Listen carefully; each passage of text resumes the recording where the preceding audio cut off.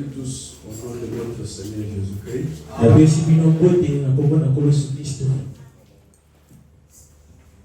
Je suis content que nous puissions nous retrouver ce soir pour une communion autour de la parole de Dieu.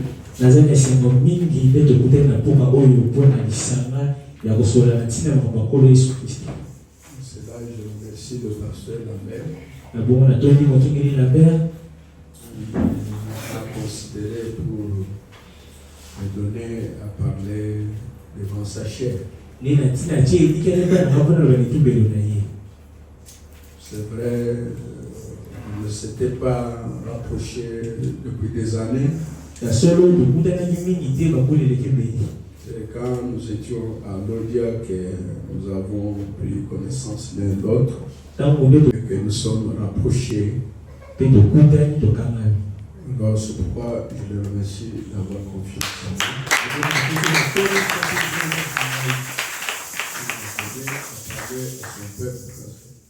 On n'a pas même posé avec lui, c'est pas pour de soleil, c'est une confiance. Je sais te bénir, pasteur. Aussi, je remercie le Seigneur Jésus-Christ qui est le chef de toutes circonstances.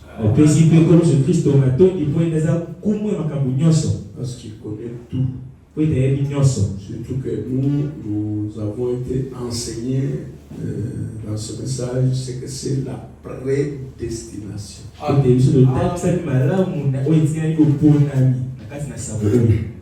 Que nous comprenons les choses de cette manière-là.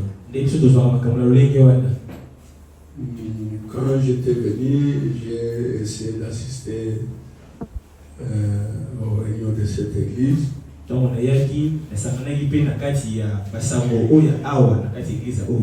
J'ai suivi le pasteur et j'étais vraiment très impressionné. Surtout que quand il parlait, quand je l'ai entendu la première fois, il amenait le point capital du message qui est le Saint-Esprit. Cela m'a beaucoup frappé. J'ai parlé avec lui parce que le Saint-Esprit est rejeté aujourd'hui. Il est rejeté. On peut prendre le message, explorer le message, parler sur des richesses, sur des bénédictions matérielles, beaucoup de choses, mais on ne parle pas du Saint-Esprit.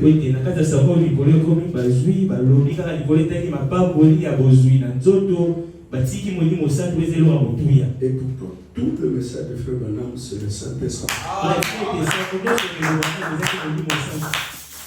Donc, vous ne pouvez pas lire n'importe où, écouter le message sans que Frère Branham ait tout droit pour le Saint-Esprit.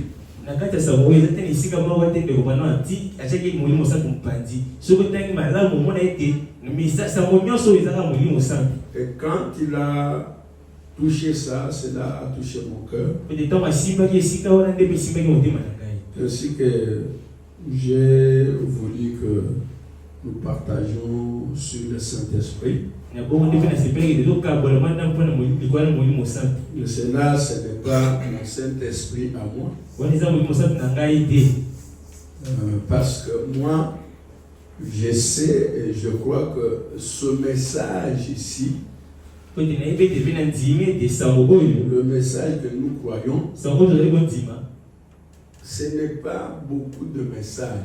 Il n'y a pas un message pour chaque assemblée. Chaque prédicateur que nous sommes les Éphésiens, chacun n'a pas un message.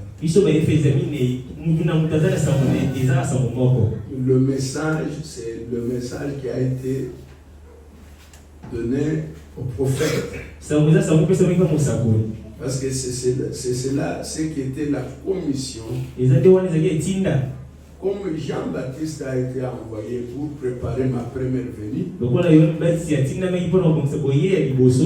ton message préparera la seconde venue et cela dans le monde entier. Et Dieu a fait que ce message soit enregistré, gardé, emmagasiné. Et c'est celle que nous avons sur des supports, nous avons des tablettes, nous avons des brochures, donc nous avons tout le support qui garde le message. Alors, il garde le message, et le message qui a un but pour préparer la seconde venue du Seigneur. Ce n'est pas pour autre chose, c'est préparer les gens à la seconde venue du Seigneur. C'est pourquoi nous devons être attentifs, nous devons prêter attention et diriger les croyants du message au but. Amen. Amen.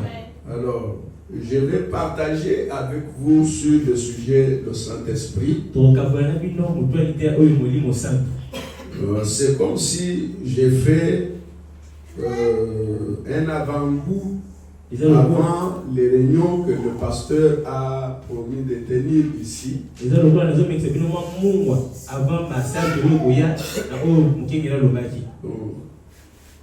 Ok, parce qu'il m'a dit qu'il a un programme pour, avant qu'il ne parte, pour parler sur le Saint-Esprit. Il a posé les mains aux gens qui recherchent le Saint-Esprit. C'est ainsi que Frère Branham l'a fait. Et c'est pourquoi je voulais prendre cela comme le dévancer.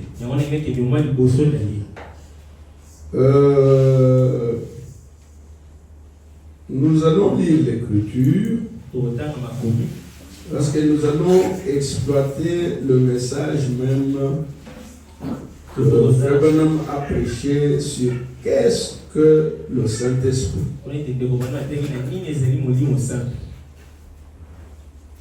Pour gagner du temps, nous allons lire Actes chapitre 7.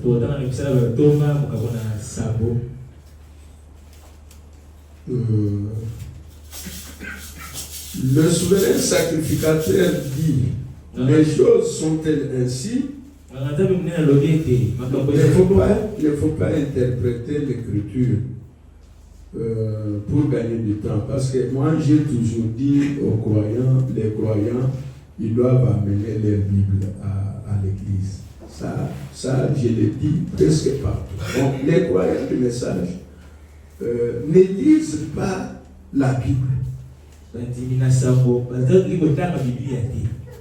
Ils ne lisent pas la Bible. Ils ne lisent pas même le message. Et la plupart, quand je vais presque partout, ils ne connaissent pas même le message. C'est pourquoi on joue avec eux par le prédicateur, beaucoup de choses. Parce qu'ils ne sont pas fixés sur le message. Les croyants ne connaissent pas même le message, c'est quoi? Même les prédicateurs. Alors c'est pourquoi Frère Branham a exhorté les croyants du message de lire la Bible chaque jour et d'étudier les messages. Donc il n'exhorte pas seulement les prédicateurs, non, il dit les croyants, les véritables croyants doivent lire la Bible, doivent étudier le message pour que cela illumine la pensée de leur cœur. Si on était fixé comme cela, je ne crois pas qu'il y aurait beaucoup de divergences, beaucoup de tendances que nous avons. Vous voyez, les gens parfois ils parlent la multiplicité des églises. J'accepte cela en partie. Quand Frère Branham dit au lieu que les coins soient remplis de boîtes de nuit, il fallait qu'il y ait des églises. Mais pas des églises divergentes. Quand Frère Branham parle, il ne parle pas des églises divergentes comme des dénominations.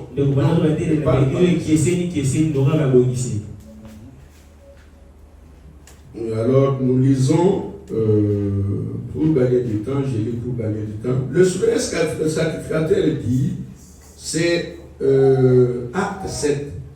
Les choses sont-elles ainsi? Étienne répondit, homme, frère et père, écoutez, le Dieu de gloire apparut à notre père Abraham lorsqu'il était en Mésopotamie avant qu'il s'établisse en Haran. Il lui dit, quitte ton pays et ta famille, va dans un pays que je te montrerai. Il sortit alors du pays des Chaldéens et s'établit à Haran. De là, après la mort de son père, Dieu le fit passer dans ce pays que vous habitez maintenant. Il lui donna aucune propriété dans ce pays, pas même de quoi poser le pied, mais il promit de lui en donner la possession et à sa postérité après lui, quoiqu'il n'eût point d'enfant. Dieu parla ainsi, sa postérité séjournera dans un pays étranger, on la réduira en servitude, on la maltraitera pendant 400 ans, mais la nation à laquelle ils auront été asservis, c'est moi qui la jugerai, dit Dieu. Après cela, ils sortiront, ils me serviront dans ce pays ici. Puis Dieu donna à Abraham l'alliance de la circoncision. Ainsi Abraham, ayant engendré Isaac, le circoncis le 8e jour, et Isaac engendra et circoncis Jacob, et Jacob les 12 patriarches. Prions le Seigneur. Dieu Tout-Puissant, nous remettons cette lecture de la parole entre tes mains.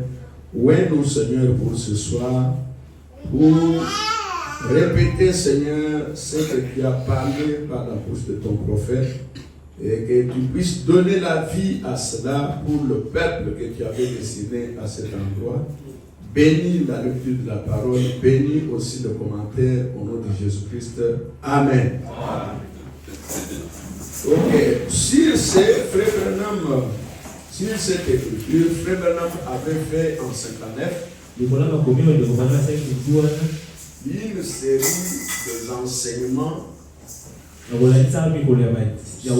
sur le Saint-Esprit où ils s'étaient réunis beaucoup des églises qui étaient associées au ministère de Frère Branham.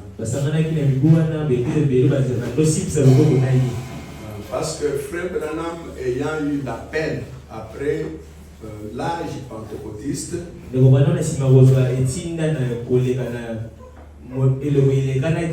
après le mouvement de la Pentecôte. Parce que, vous savez, le mouvement de la Pentecôte a commencé en 1906. Donc, le Saint-Esprit est descendu sur lui à Azusa. C'était pour la première fois, c'était la coiffure de l'âge de la sanctification, l'âge de Wesley. Quand le Saint-Esprit est descendu, les personnes qui étaient baptisées du Saint-Esprit en ce temps-là, ils étaient rejetées par des églises nominales, des dénominations, qui avaient reçu la parole, qui avaient reçu le réveil, mais que le réveil s'était déjà éteint. Alors maintenant, ils considéraient les gens qui étaient baptisés du Saint-Esprit comme des racailles. Donc c'est pourquoi ils se réunissaient seulement dans des maisons, des maisons déjà abandonnées, dans des places celles-là. Les pentecôtistes n'avaient pas d'endroit.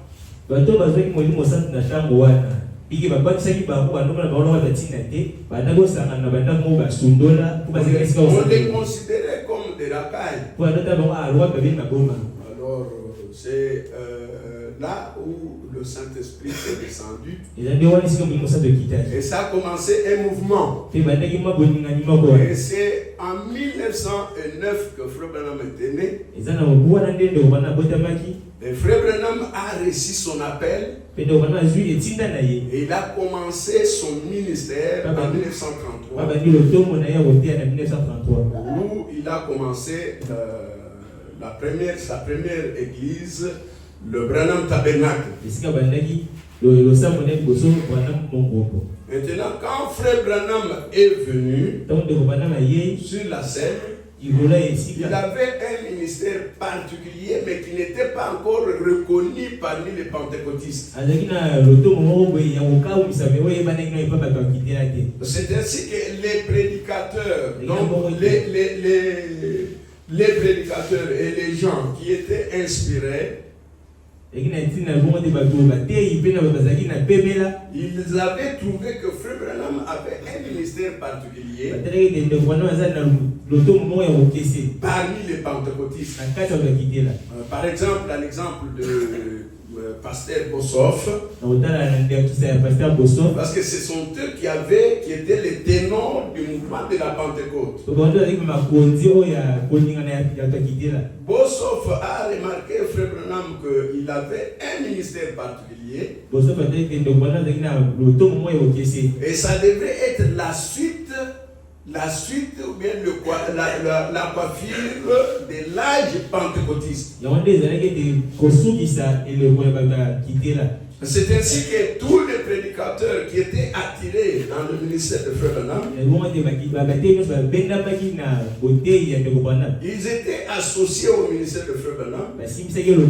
C'est pourquoi même pendant le réveil ici que Frère Branham a organisé pour parler sur le Saint-Esprit, il avait réuni, donc ils étaient réunis ensemble ceux qui croyaient le mouvement du Saint-Esprit. Remarquez, il dit cela ici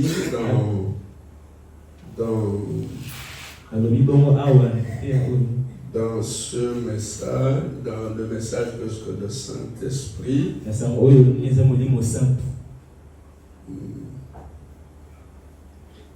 J'aimerais que vous puissiez comprendre.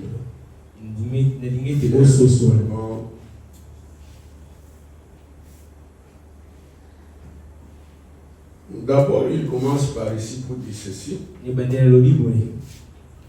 Cette réunion sera une réunion un peu différente de ce que nous avons l'habitude d'avoir ici.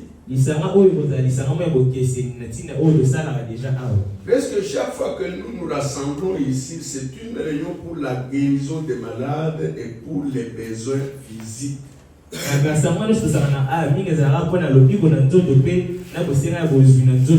C'est là-dessus que l'accent est mis. Mais ce soir, nous avons commencé ce réveil pour la guérison de l'âme. L'esprit de l'homme. Il dit, d'habitude, il dit ceci. Maintenant, nous savons que quand un corps est guéri, ça nous rend tous heureux. Parce que nous savons que ça montre de façon certaine que notre Dieu guérit les malades. Mais cette personne malade, s'ils vivent assez longtemps, il se peut qu'il soit encore malade, peut-être de cette même maladie dont il a été guéri.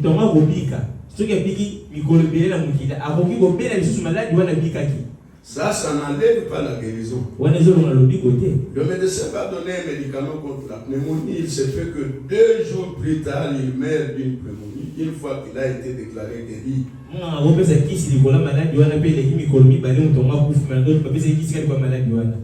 Mais quand cette âme est guérie, alors vous avez en vous la vie éternelle. Il dit ceci, je crois que nous sommes tellement proches de la venue du Seigneur Jésus que nous devons de faire tout ce qui est à notre pouvoir pour amener chaque âme au royaume,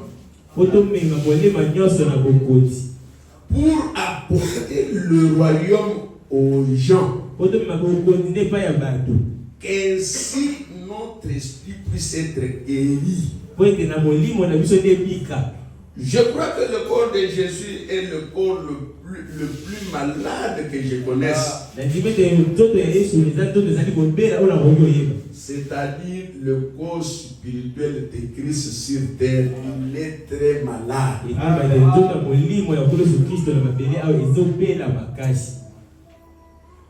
maintenant,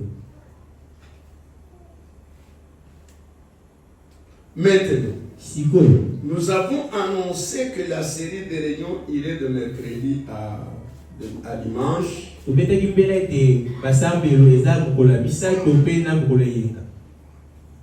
Nous ne savons pas exactement quels vont être les résultats. Mais nous croyons que les gens du tabernacle ici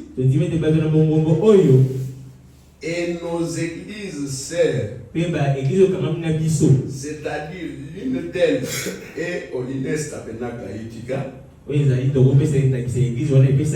dont le pasteur Graham Esneling est le pasteur, celle de Ni Albany, Frère Jimmy Jackson, le pasteur, et celle là-bas sur la route dont Frère Rudel est le pasteur. Nous et elle, les églises sœurs de ce tabernacle, nous essayons d'amener nos gens à une meilleure communion avec Christ. C'est là notre but.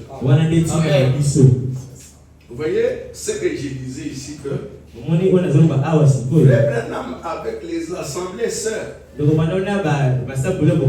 ceux qui avaient une attention, ceux qui avaient prêté attention au ministère de Frère Branham, ils avaient un but dans ce qu'ils faisaient. C'était quoi? C'était d'amener les gens à une meilleure communion avec Christ. C'est ainsi qu'il dit, alors j'ai choisi de lire et d'enseigner pour lesquels que soit qui vont suivre. C'est pourquoi il avait aligné cette série-là d'enseignements où il a prêché qu'est-ce que le Saint-Esprit, pourquoi le Saint-Esprit a-t-il été donné, comment savoir si vous avez le Saint-Esprit ou pas, comment recevoir le Saint-Esprit. Il y a eu question-réponse sur le Saint-Esprit et c'était suivi de l'enseignement identifié à Christ. Et si vous suivez cette série des enseignements-là, c'est alors que vous tirerez beaucoup de choses que Frère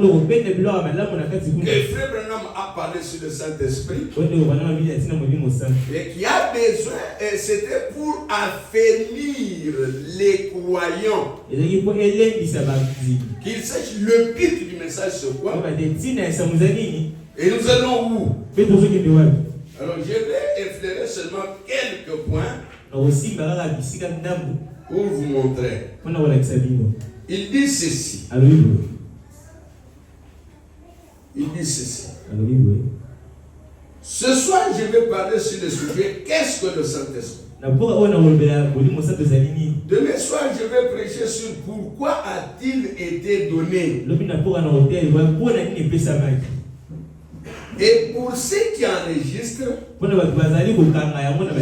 veux pas que ce soit enregistré vendredi soir. Qu'est-ce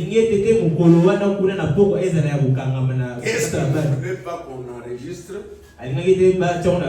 C'est comment faire pour recevoir le Saint-Esprit. Cet enseignement-là, frère Branham n'a pas voulu qu'on enregistre. Et comment savoir si je l'ai? Il dit ensuite nous laisserons simplement, ensuite nous verrons comment le Seigneur nous conduira.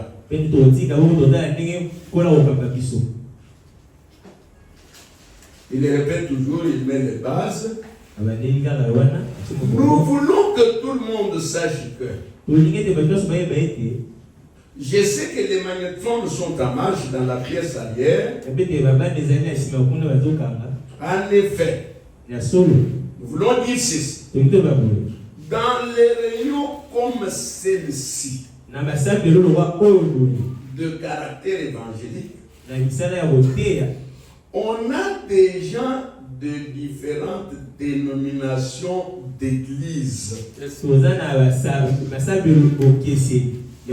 qui ont été enseignés selon leur propre cadre de croyance à chacune. Ça c'est très bien. Je n'ai jamais voulu me rendre coupable d'avoir semé la discorde parmi les frères. Dans les réunions à l'extérieur, je prêche seulement sur les grandes vérités évangéliques de l'Écriture.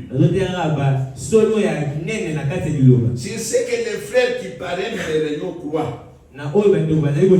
Mais ici au tabernacle, je vais parler de ce que nous croyons. Les prédicateurs de ce message, je ne dis pas même les prédicateurs de ce message, les prédicateurs qui sont venus à ce message, ils prennent des citations sans les comprendre. Par exemple, il dit non, quand vous allez dans l'église de quelqu'un, il faut savoir ce qu'il croit. Mais ils ne comprennent rien. Quand Frère Branham parlait d'une assemblée de quelqu'un, ce sont les églises qui étaient passés par un réveil, mais pas pour ceux qui ont adhéré à son ministère. Tous ceux qui étaient adhérés au ministère de Frère Branham, ils avaient un même but. Et ils avaient un enseignement. Et tous croyaient la même chose.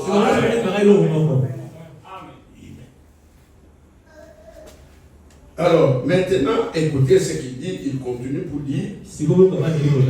Il dit.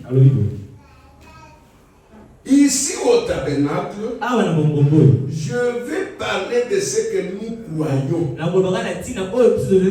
Par conséquent, si vous ne comprenez pas, je serai très content que vous m'envoyiez une petite lettre ou une note pour me poser une question sur la raison pour laquelle nous le croyons ainsi. Il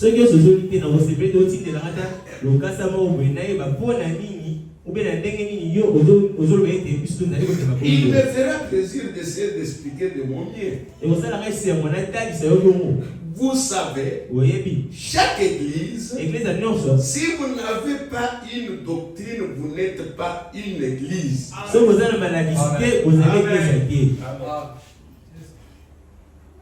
crois que vous avez dit Amen. Amen.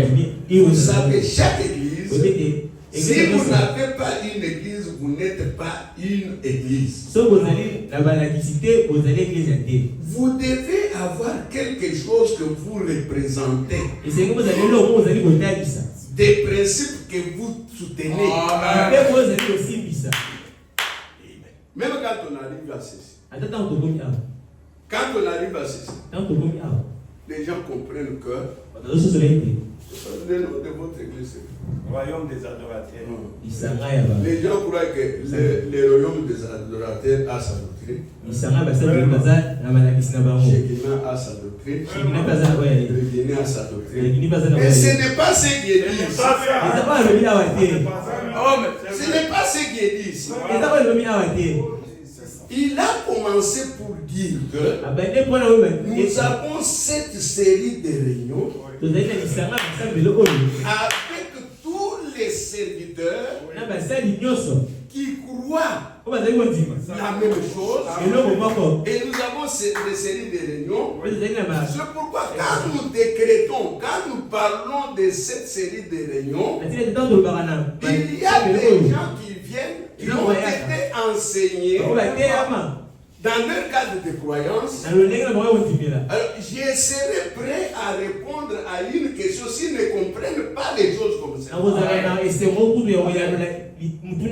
C'est là où il dit, c'est pourquoi chaque église doit avoir sa doctrine. Ça ne dit pas que les gens qui croient le message, chacun a sa doctrine. Non, ce n'est pas ça. On enseigne mal les choses. Et les croyants sont désorientés. C'est ça, c'est vrai. C'est pourquoi vous voyez, je suis en train de lire. Amen. J'aime que vous me patientez, que vous compreniez. Parce que souvent, je remarque des choses. Vous savez, les croyants du message ne savent pas même le message. Je crois que même si on posait la question à une sœur, même à un frère, le message c'est quoi? Ça sera difficile de répondre. Ça sera difficile de répondre. Okay. Je ne suis pas là, je veux que vous compreniez. Écoutez, il dit ceci. Il dit, vous devez avoir quelque chose que vous représentez.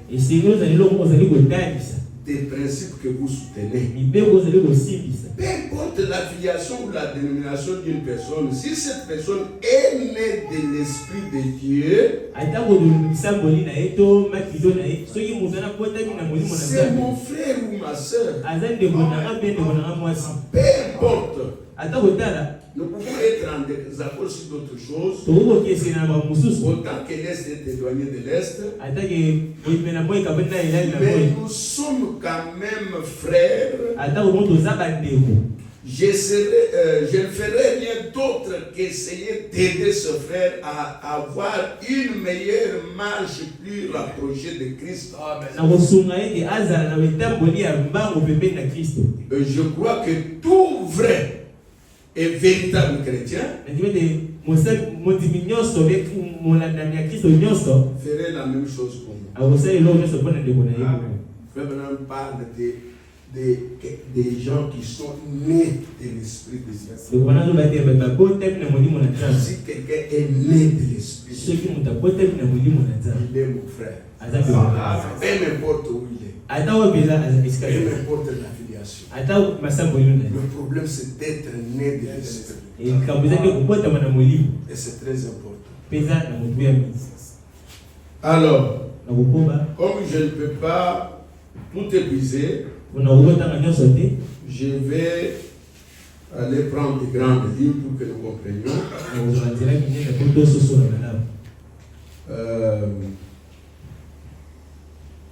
Pour que nous comprenions ce message que ce que le Saint-Esprit.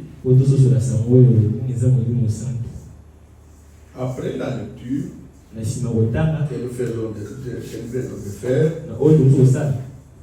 Frère Branham dit ceci. Nous voulons aborder ce sujet qui, je pense, est le sujet marquant d'aujourd'hui.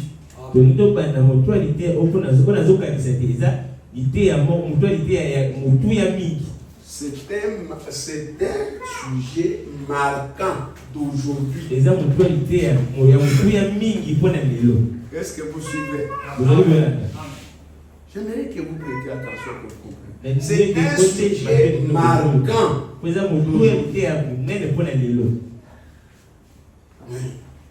Est-ce que les croyants comprennent que c'est un sujet marquant?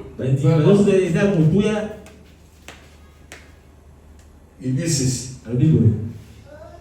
Qu'est-ce que le Saint-Esprit? Qu'est-ce que c'est? Et maintenant, la raison pour laquelle j'ai pris un sujet à la suite de l'autre comme ça, j'ai pris les sujets l'un après l'autre. Pourquoi? Est-ce que vous suivez le prophète? Il dit pourquoi il a pris le sujet l'un après l'autre. Le sujet l'un après l'autre, c'était quoi? Qu'est-ce que le Saint-Esprit? Pourquoi a-t-il été donné? Comment savoir si vous l'avez? Comment faire pour l'avoir? Il a pris le sujet l'un après l'autre. Pourquoi? Il dit ceci. Pourquoi j'ai pris ça? C'est parce que vous ne pouvez pas venir recevoir le Saint-Esprit à moins de savoir ce que c'est.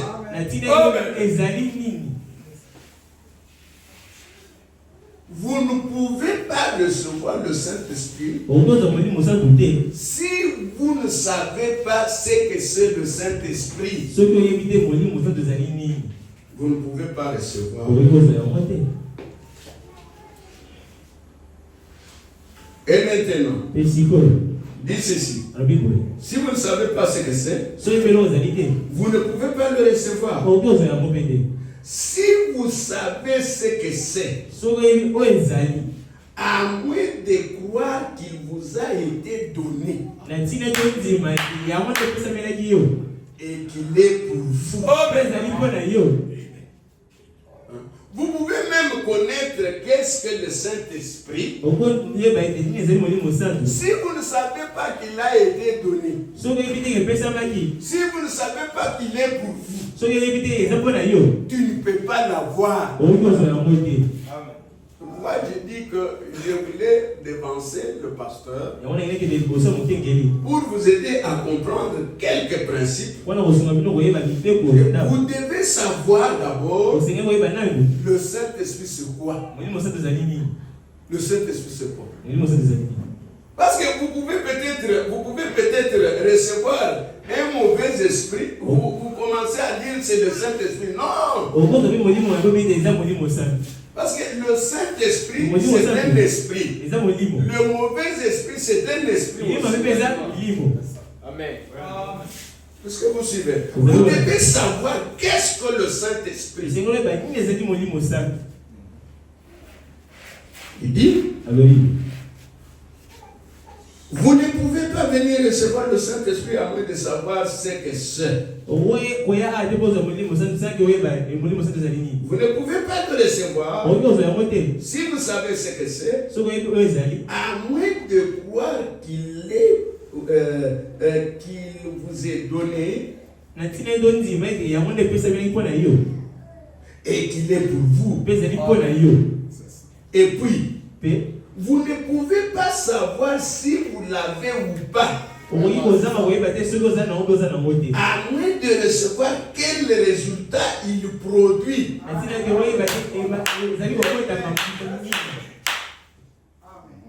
Est-ce que vous suivez? Oui. Ça, ce sont les principes. Ça sont les clés. Parce que vous pouvez recevoir un esprit. Vous pouvez recevoir un esprit. Vous pensez que c'est ça le Saint-Esprit. Si j'anticipe, vous pouvez commencer à parler en langue. Vous pouvez commencer à prophétiser. Vous croyez que c'est le Saint-Esprit. Alors, c'est ça. cette ignorance-là kozanga fait que les gens ne reçoivent pas le Saint-Esprit. Il dit ceci. Il dit ceci. Donc, si vous savez ce que c'est, suivez attentivement. Si vous savez ce que c'est, et à qui il a été destiné, et quelle action il produit quand il vient, alors vous saurez ce que vous avez quand vous le recevrez. Vous voyez, comme ça, ce sera réglé. Ce sera réglé. Vous connaissez le Saint-Esprit, c'est quoi? Le Saint-Esprit, c'est qui? Quel résultat il fait quand il vient à moi? Alors, quand il sera venu, vous saurez, ça sera réglé pour vous.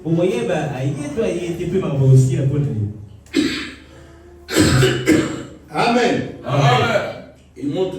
Par exemple, j'ai parlé avec notre frère chef aujourd'hui. Il disait, j'aimerais être en réunion ce soir. Il dit, frère Geoffrey, si vous m'envoyez mettre un de vos puits de pétrole en marche, et que je connaisse rien là-dedans, je le ferai probablement sauter. Je tournerai peut-être la mauvaise clé ou bien de mettre le mauvais moteur en marche. Il faudrait que je sache comment faire avant de le faire.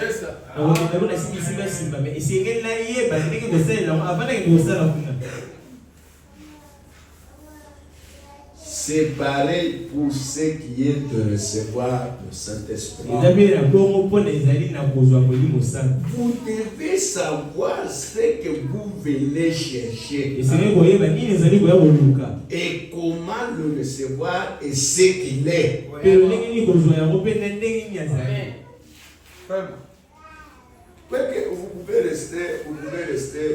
Vous pouvez rester toute une année en jeûne et prière. Seigneur, donne-moi le Saint-Esprit. Vous devez savoir que ce que vous cherchez, c'est quoi? Le Saint-Esprit doit venir en vous, c'est quoi?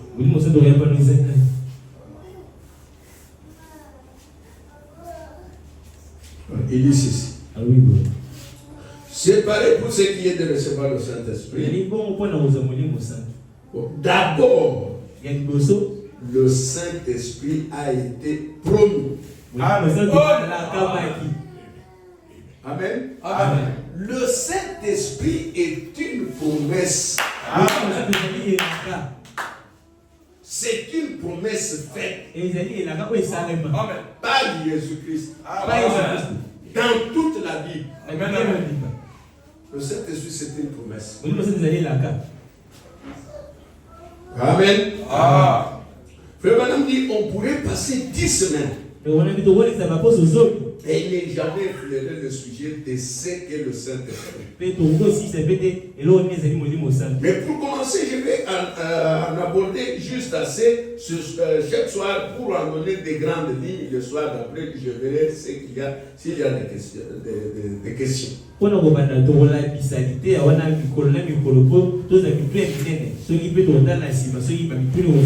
Bernard pose la question.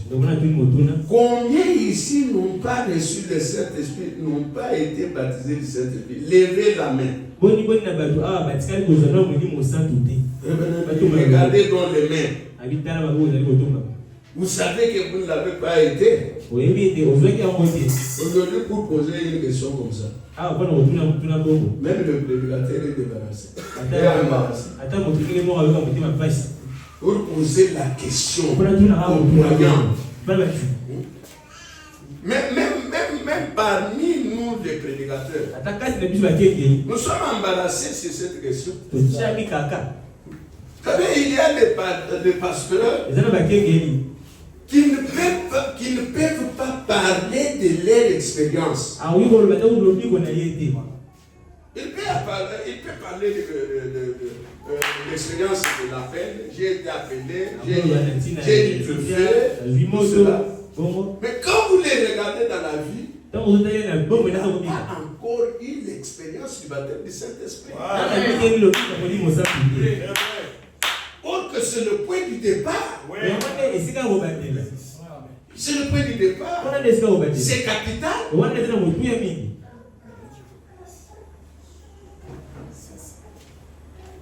Il dit ceci. Frère Baron dit, regardez les mains. Ils ont levé les mains. Notez qu'ils n'ont pas encore été baptisés du Saint-Esprit. Je n'arrive pas là. Il dit, maintenant, je vais en parler du Saint-Esprit en tant que signe. Parce qu'il est un signe. Nous comprenons bien que toutes les promesses nous ont donné par Abraham était le père de la promesse. Parce que Dieu a donné la promesse à Abraham et à sa postérité après lui. Amen. La promesse a été faite à Abraham et à sa postérité. Et ce signe est destiné à un peuple de l'Alliance. Amen. Amen. Quand nous allons dans la Bible, nous avons une base. La base, c'est quoi? C'est Abraham. Abraham, lui, est le père de la foi. N'ayez pas votre croyance ou bien votre foi à vous. Non. Il faut regarder la base. Et la base, c'est Abraham. C'est Abraham que Dieu a donné la promesse. Nous voyons comment Abraham a marché avec celui qui lui a donné la promesse. Et c'est là où nous allons tirer l'exemple. N'ayons pas notre christianisme à nous. Les choses fabriquées. Non. Ayons une base solide. Abraham dit ceci. Et ce signe, il est destiné à un peuple de l'Alliance. Oh. Il y a une énorme différence entre un chrétien tout court et un chrétien rempli du Saint-Esprit. Et là,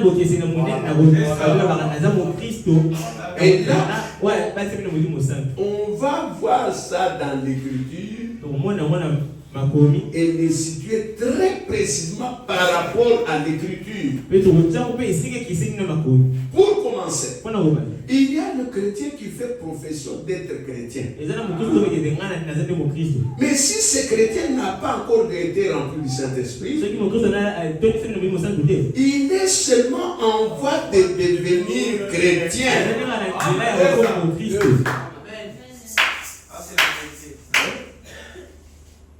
Qu'on ne vous trompe pas par le pasteur pour vous apprécier. Tu es un chrétien, tu es un chrétien. Il peut vous apprécier. Est-ce que Dieu vous apprécie? Est-ce que Dieu vous reconnaît? C'est ça le problème. Et c'est très sérieux, mes chers frères et sœurs. Amen. Il dit ceci. Il dit ceci. Il fait profession de le croire. Si ce chrétien n'a pas encore été rempli du Saint-Esprit, il est seulement en voie de devenir un chrétien. Vous voyez, il fait profession de le croire. Il s'efforce d'y parvenir. Mais Dieu ne lui a pas encore donné cet esprit du Saint-Esprit. Il n'en est pas encore arrivé à celui avec Dieu. Que Dieu l'ait reconnu. Tu n'as pas le Saint-Esprit. Tu n'as pas le Saint-Esprit. Tu n'es pas reconnu de Dieu. Tu t'efforces. Tu es en voie de devenir chrétien. Mais tu ne l'es pas encore.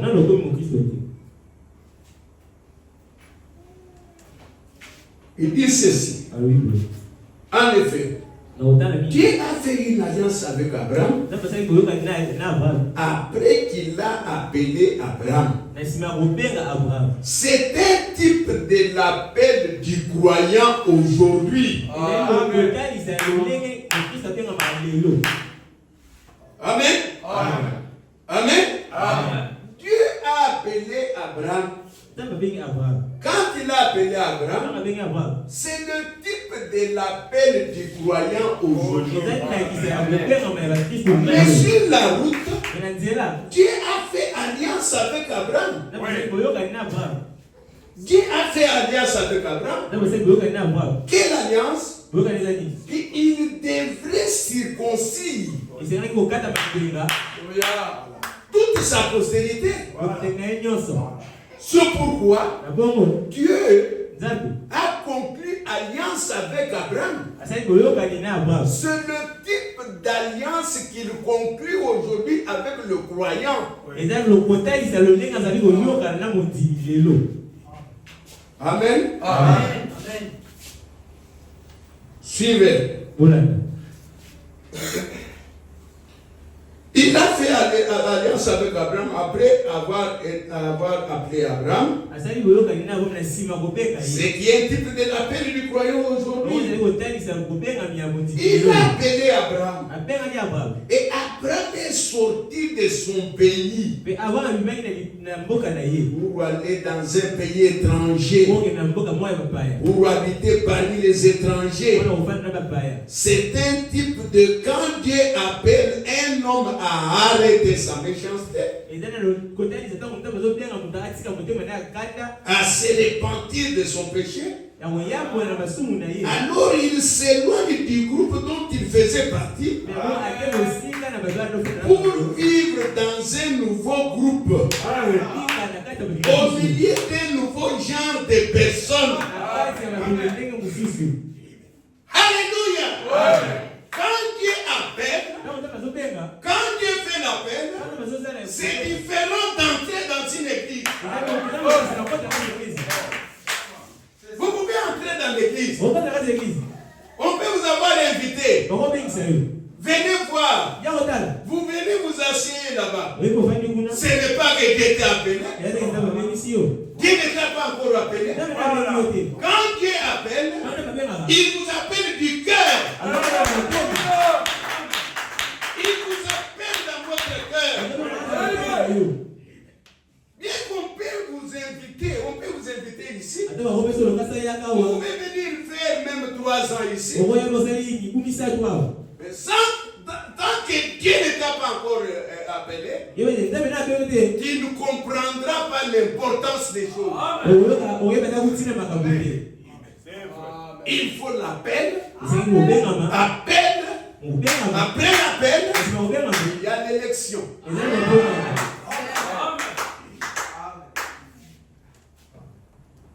Il dit ceci. Puis, après que Dieu a trouvé Abraham fidèle à la promesse que Dieu lui avait donnée, selon laquelle il aurait l'enfant, et qu'à travers cet enfant, toute la terre serait bénie, alors Dieu a confirmé sa foi en lui donnant un signe. Alléluia. En lui donnant un signe.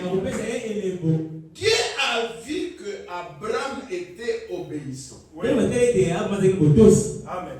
Et quand il a vu qu'il était obéissant, et Dieu ne lui a pas laissé comme ça. Il lui a donné un signe d'approbation. Abraham, dans la marche où tu as pris, il a suivi les règles. Voici le signe que je te donne. Amen. Amen. Est-ce que vous suivez? Est-ce que vous suivez? Et c'est ce que Dieu fait aujourd'hui. Amen. Écoutez, il dit ceci. En confirmant sa foi, en lui donnant un signe, c'était la circoncision. La circoncision est un type du Saint-Esprit. La circoncision, c'est un type du Saint-Esprit. Le signe donné à Abraham. Abraham le croyant. On lui a donné le signe. Et le signe que Dieu lui avait donné, c'est ce qui le distinguait de tout autre homme. Ne dites pas Dieu m'a appelé. Non, Dieu n'appelle pas pour que tu sois tout simplement un vagabond. Non. Dieu, il a une précision. Il a ce qu'il poursuit avec toi. Et quand il te donne le signe, c'est une marque. Écoutez, il dit ceci. Les versets qui viennent tout de suite après ce chapitre que nous venons de lire, si vous voulez le noter, Étienne a dit au verset 51, au cours de incirconcis du cœur et d'oreille. Mes chers frères et sœurs, Étienne s'adressait à qui? À qui est-ce que Étienne traitait de cette manière? Mais c'était les chefs religieux. C'était les chefs religieux. C'était les éminents docteurs de ce temps-là. Mais par le Saint-Esprit, Étienne dit, les hommes couraient, incirconcis d'oreilles, incirconcis d'entendement. Parce que sans le Saint-Esprit, vous ne pouvez pas avoir un entendement spirituel. Voilà à quel point l'importance du Saint-Esprit. Un circoncis d'oreille. Il dit ceci. Il dit ceci. Toujours ce que vos pères, il dit, au cours d'un circoncis du cœur et d'oreille, vous vous opposez toujours au Saint-Esprit. Ce que vos pères ont été, vous l'êtes aussi. Il parlait aux grands hommes de Dieu de ce temps-là. Bien qu'ils étaient des grands hommes, mais ils étaient incirconcis d'oreille.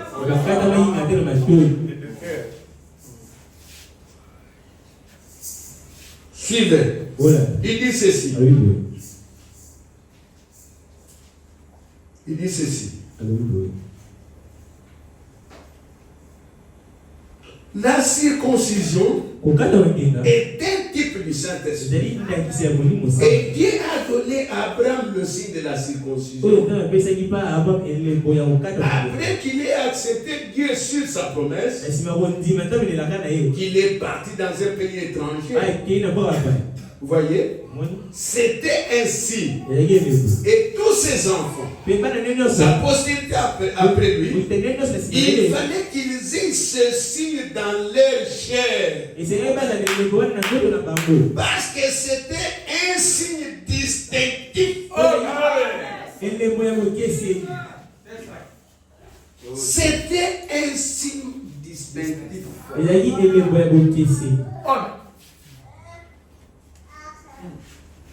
C'est un signe distinctif qui servait à les distinguer de tous les autres peuples. Ce signe de la circoncision, c'est ce que Dieu utilise aujourd'hui. Alléluia. C'est ce que Dieu utilise aujourd'hui.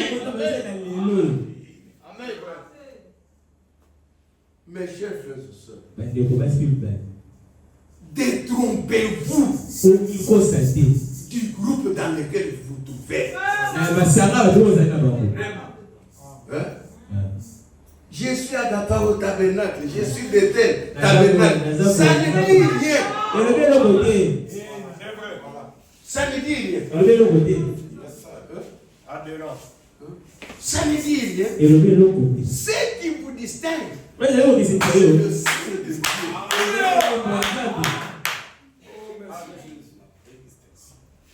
Écoutez, il dit ceci.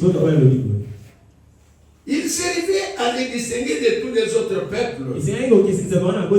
Ce signe de la circoncision, c'est ce que Dieu utilise aujourd'hui. C'est le signe de la circoncision du cœur. Le Saint-Esprit qui fait de l'Église de Dieu une Église séparée de tous les autres credos, croyances et dénominations.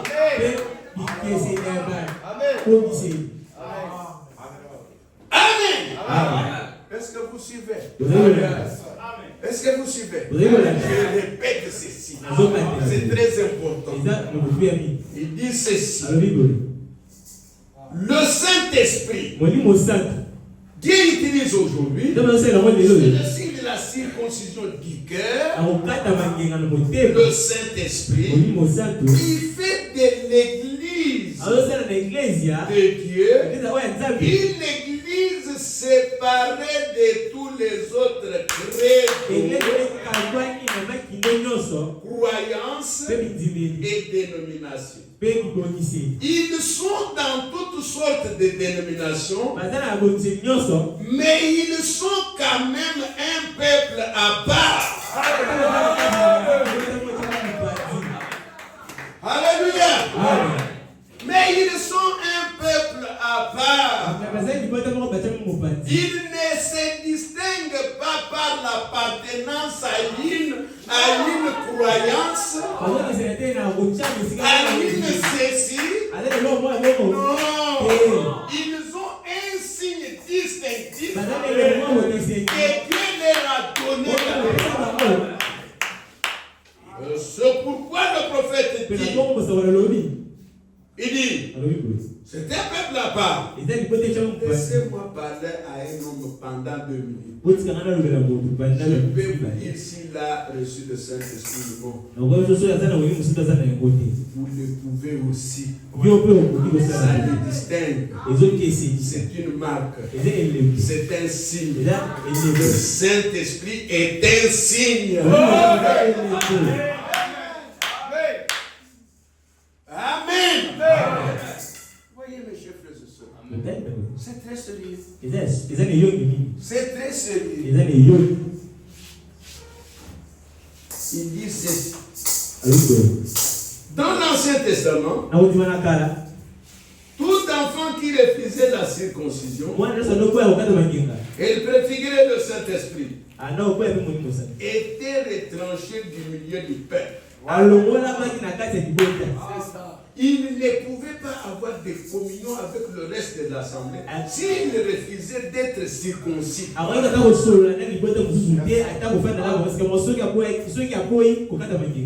sais pas si vous suivez. Je ne sais pas si vous prêtez attention à ça. J'ai fait la lecture pour que vous ne puissiez pas peut-être perdre quelque chose. Dans l'Ancien Testament, qui est le type, vous refusez la circoncision, vous êtes exclu. Voilà. Vous ne pouvez pas être compté parmi le peuple d'Israël. Voilà. Il dit ceci. Maintenant, appliquez ça aujourd'hui. Une personne qui refuse de recevoir le baptême du Saint-Esprit ne peut avoir aucune communion au milieu de ceux qui ont le Saint-Esprit. Vous ne pouvez pas se tout. Vous devez être d'une nature. Amen. Vous devez être d'une nature. Voilà. Ma mère là avait l'habitude de dire qui se ressemble s'assemble. Eh bien, c'est un vieux proverbe. Ça n'est un vrai. Les colombes et les corbeaux, vous ne les voyez pas fraterniser ensemble. Ils ont une alimentation différente. Ils ont des habitudes différentes. Ils ont des pensées différentes.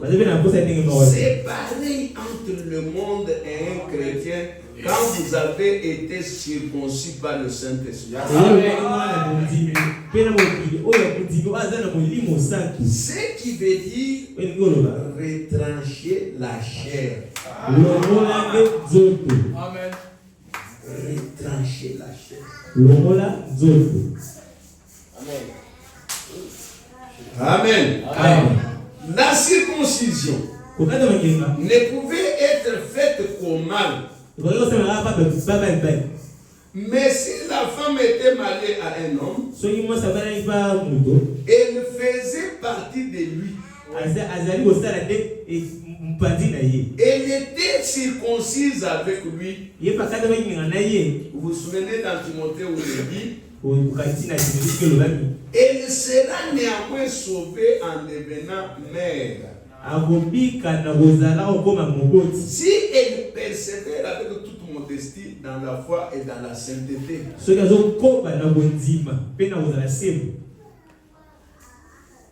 La femme n'est pas sauvée à cause de mettre au monde.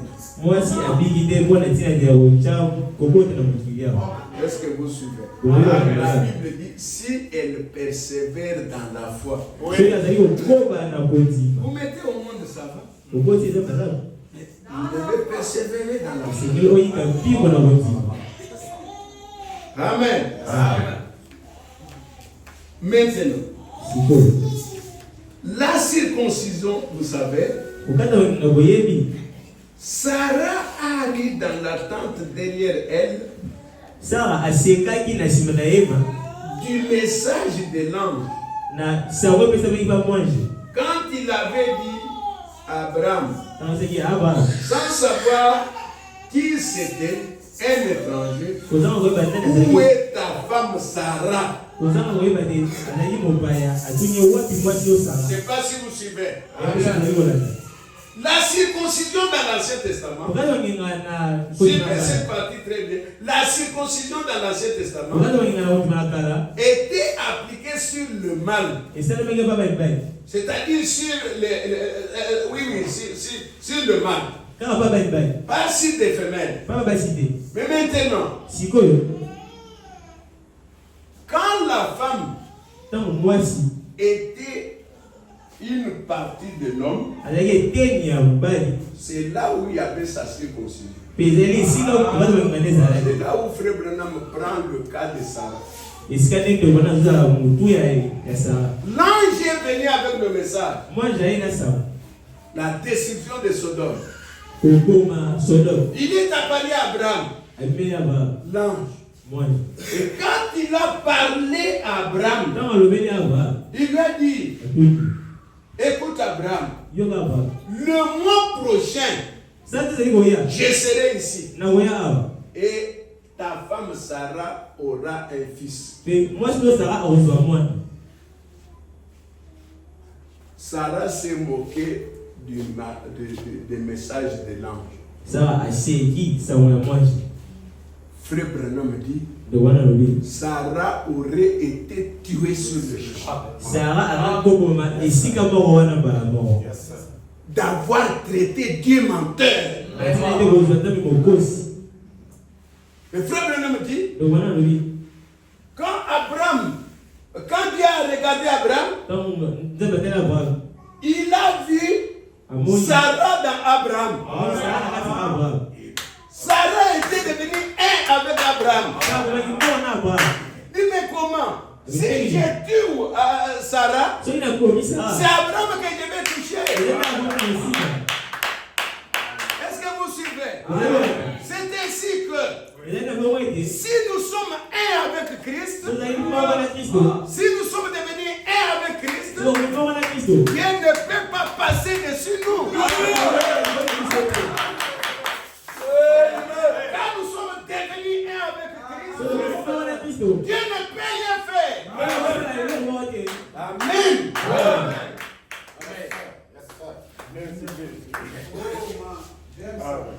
Et suivez.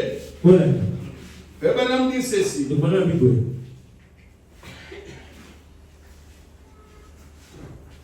Il dit, Sarah arrive dans la tente derrière elle.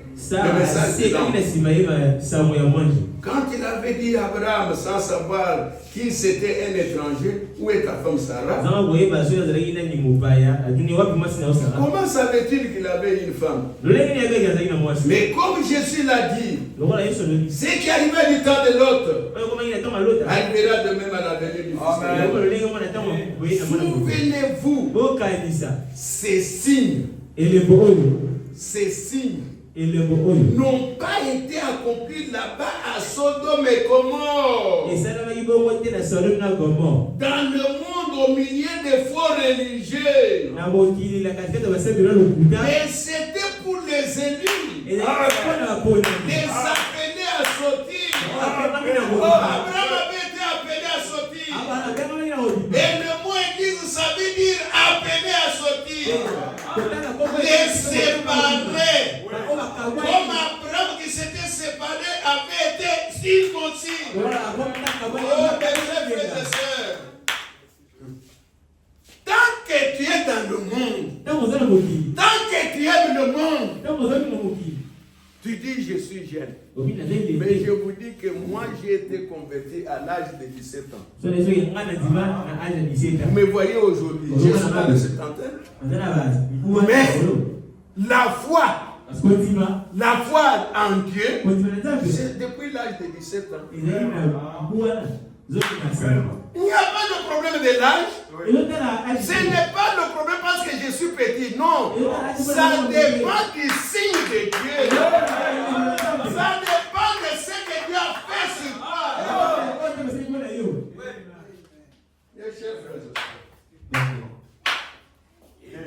Amen. C'est sérieux. Oui. Très sérieux. Écoutez. Il dit quoi? Alors,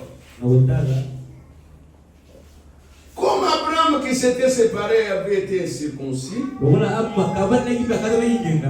quand Sarah a eu du message même de l'ange, qui l'aurait tué sur le champ, mais il ne pouvait pas toucher à Sarah sans toucher à Abraham, parce qu'ils étaient un. Elle faisait partie de lui. Vous n'êtes plus deux, mais vous êtes un. Donc la circoncision, le Saint-Esprit aujourd'hui circoncit le cœur. C'est un signe qui est donné. Alléluia. C'est un signe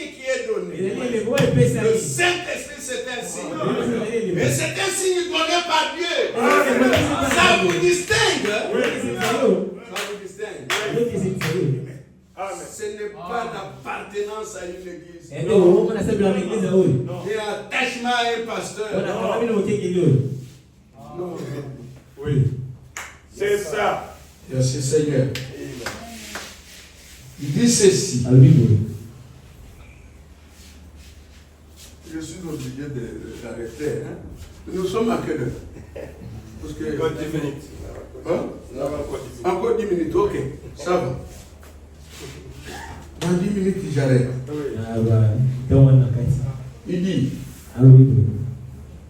Il dit ceci. L'autre jour, quelqu'un disait, si je le répète, ce n'est pas pour présenter. En effet, c'est la vérité, mais ça a l'air d'une plaisanterie. Comme je l'ai souvent dit ici, ce n'est pas un endroit pour plaisanter. Il y avait un jeune Allemand sur le côté ouest, là où nous venons d'aller. Il a reçu le Saint-Esprit.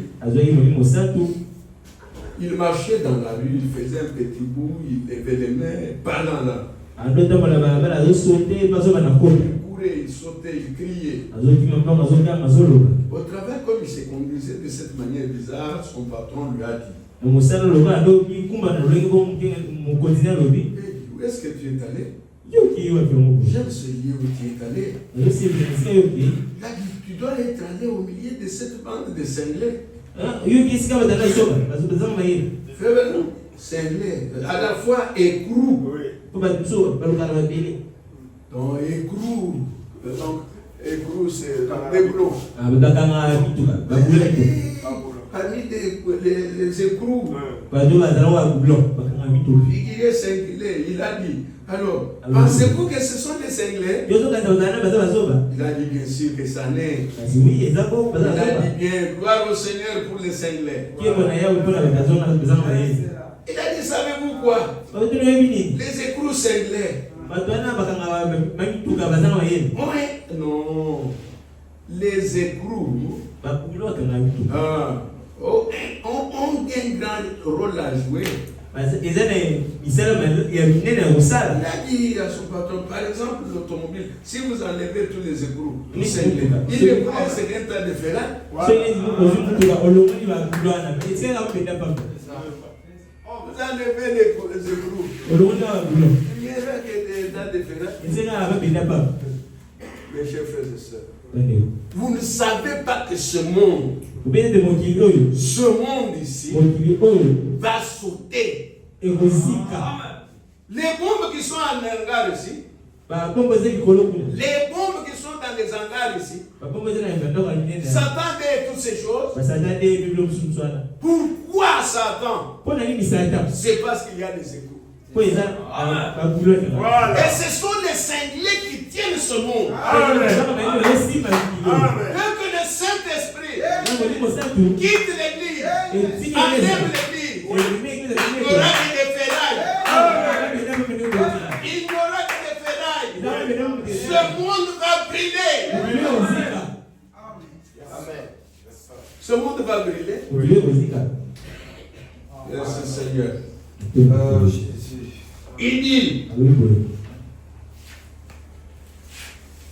Il ne vous reste plus qu'un tas de ferraille. Vous êtes tellement différents quand le Saint-Esprit vient sur vous. Que l'esprit de ce monde ne vous aime pas. Ils sont contre vous. Ils ne veulent rien avoir à faire avec vous du tout. Vous êtes nés d'un autre monde. Vous êtes aussi étrangers. Même 10 fois plus étrangers que vous les seigneurs. Si vous allez dans la région la plus reculée des jeunes de l'Afrique, vous êtes différents. Quand le Saint-Esprit vient, c'est un signe. C'est une marque au milieu des gens. Amen. Là, vous dites, alors, frère Branham, ce signe de la circoncision a été donné à Abraham, c'est vrai. Et à sa postérité, oui. Très bien. Maintenant, nous allons prendre Galates au chapitre 3, le verset 29. Juste pour voir comment cette circoncision peut s'appliquer à quelqu'un des nations. Si nous sommes des nations, et nous le sommes par notre naissance naturelle. Bon, d'abord, je vais lire le verset 16. Oh, la promesse a été faite à Abraham et à sa postérité. Sa postérité, il n'a pas été dit aux postérités. Non. N'importe quelle sorte. Oh, moi aussi, je suis de postérité d'Abraham. Non. Une postérité. La postérité d'Abraham. Pas aux postérités comme s'il s'agissait de plusieurs. Mais en tant qu'il s'agit d'une seule, à ta postérité, c'est-à-dire à Christ. Christ était la postérité d'Abraham. Est-ce que vous le croyez? L'Assemblée dit Amen. Maintenant, prenons 29, 28, 29. Alors, il n'y a ni plus ni juif. Il n'y a plus ni juif, ni grec. Il n'y a pas non plus ni esclave ni libre. Il n'y a pas non plus ni homme ni femme. Car tous nous sommes un en Jésus-Christ. Si vous êtes en Christ, vous êtes dans la postérité de l'Abraham, héritier selon la promesse.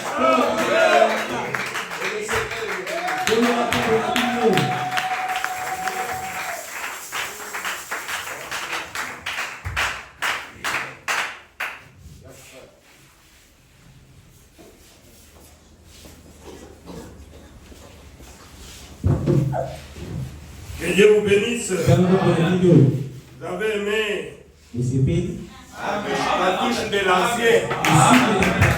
Ça, c'est la touche de l'ancien. Amen. Devant nous, on va adorer le Seigneur.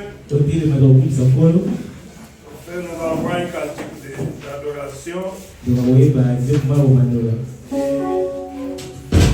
Vous avez compris ce que c'est le Saint-Esprit? Oui, c'est un signe. C'est un sceau. Le Saint-Esprit. Vous refusez le Saint-Esprit, c'est exclu. Vous n'êtes plus dans l'alliance. Le Saint-Esprit, vous l'aimez et le désirez. Amen. Il faut aimer le Saint-Esprit, mes frères, et le désirer. C'est alors qu'il viendra vers vous. Manquez tout, mais ne manquez pas le Saint-Esprit. Amen. Amen. Que Dieu me prive d'argent, richesse de ce monde, mais qu'il me donne la portion qui me satisfait pleinement.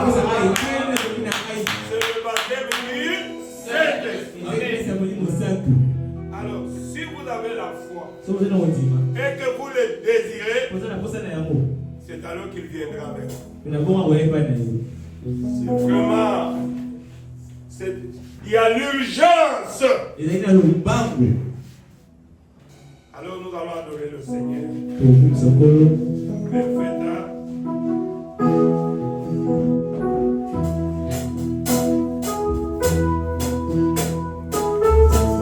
Demandez à Dieu de prier. Répands-toi. Demandez à Dieu le Saint-Esprit. C'est une promesse. C'est la promesse du Père. Il a dit nous qui sommes les pères méchants.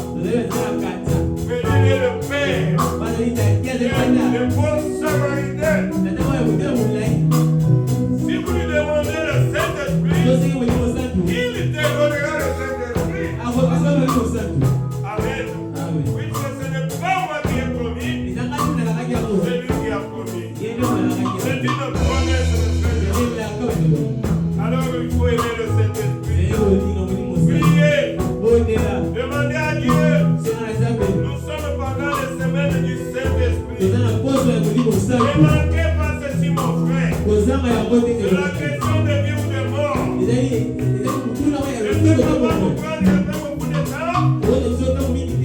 De prier. De supporter. Supporter. Et venez prier. Oui, il s'agit du Saint-Esprit. Et chacun prie le Seigneur.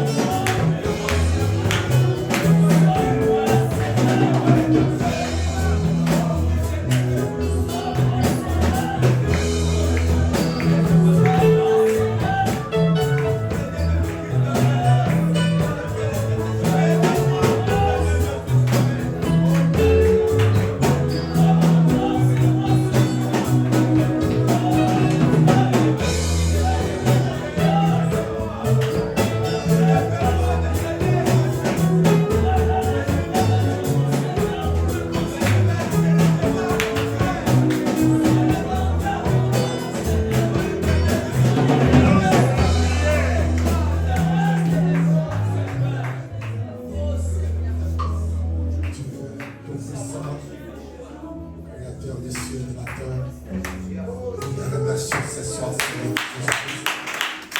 Voilà la parole édifiante. Voilà la parole qui restaure. Seigneur Jésus, nous te remercions ce soir de nous avoir parlé à long et à large, Père, sur ton Esprit Saint. Tu as puissamment utilisé ton serviteur, notre ancien, et dans la simplicité précieuse de l'Éternel. Seigneur Jésus, nous venons de comprendre ce que c'est le Saint-Esprit. Amen. Nous venons de comprendre, oh Dieu, Père notre Dieu, que c'est très important de le recevoir. Amen. Oh Dieu, c'est toi qui as placé cette grande inspiration dans ton serviteur la mère. Et c'est toi qui as également inspiré notre ancien de pouvoir, oh Dieu, marcher sur la même inspiration et nous parler ce soir. Dieu Tout-Puissant, je te prie, Père, de pouvoir exaucer la prière de chacun de nous. Amen.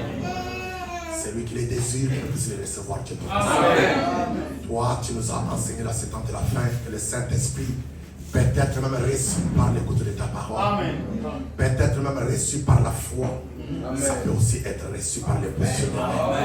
Seigneur, tu demandes seulement l'abandon total. Tu nous demandes, Seigneur notre Dieu, d'être disposé. Tu nous demandes, Seigneur notre Dieu, de pouvoir désirer le Saint-Esprit. Seigneur, c'est notre promesse que toi tu nous as promis. Amen. Tu ne peux pas nous promettre quelque chose et devenir incapable. Quand toi tu nous promets quelque chose, tu n'es pas comme nous, Seigneur Jésus. Seigneur, quand toi tu nous promets, tu es fidèle à ta promesse. C'est pourquoi tu as dit, méchants que vous êtes, vous connaissez donner des bonnes choses à vos enfants. Si un enfant demande un pain, vous ne pouvez pas lui donner quelque chose d'autre. Mais Seigneur, à combien plus forte raison toi, Seigneur. Tu es celui qui est fidèle plus que nous. Seigneur, tu n'as jamais refusé d'accomplir ta parole. Tu es toujours derrière ta parole. Seigneur, nous, ce que nous faisons, c'est de saisir, oh Dieu, ta parole, Père éternel. Afin que tu puisses la confirmer ce soir. Dans chaque cœur qui est assoiffé. Et c'est glorieux, Saint-Esprit. Parce que c'est ça même l'équité de notre voyage. C'est ça même la puissance de la transformation. C'est ça même, oh Dieu, la guérison de l'âme. Ainsi, Seigneur, notre Dieu, accepte dès ce soir que la vie de chacun de nous soit changée. La vie de chacun de nous soit transformée. Que toute maladie de l'âme soit écartée. Que nos âmes soient vaccinées par ce glorieux Saint-Esprit, Père. Au nom puissant de Jésus-Christ. Oh Dieu, ton glorieux Saint-Esprit ne vient pas seulement guérir l'âme, il vient aussi pour accorder la stabilité du corps et la stabilité de l'esprit. Parce qu'en lui, il y a tout ce dont nous désirons. Oh Dieu, le Saint-Esprit n'est pas limité, Père éternel. Il est standard. Il vient pour nous donner la soif. Oh Dieu, ton puissance est étancher notre soif. Père, nous nous consacrons en toi. Aide-nous, Seigneur, à recevoir cet Esprit Saint. Oh Dieu, pour pouvoir nous garder de tout dans ta parole. Bénis notre ancien. Il a perdu l'énergie aussi. Récompense-le au sentier. Restaure l'énergie et le sang. Il a pu perdre le tout-puissant. Et inspire encore davantage. Bénis, oh Dieu, notre péché. Oh Dieu tout-puissant, notre passe de la mer. Récompense-le aussi, Père. Je prie de le restaurer aussi. Je prie de tout-puissant de l'utiliser aussi. Afin que Seigneur, que tu puisses les conduire. L'inspiration et l'inspiration. Pour que cette église arrive à la perfection. Et que chacun de nous reçoit la gloire, reçoit l'honneur, reçoit l'élection au siècle des siècles. Et le tout-puissant et merveilleux, le nom qui n'a jamais connu de chef, le nom qui reçoit de tout nom, le nom de notre Seigneur et Sauveur Jésus-Christ. Il est.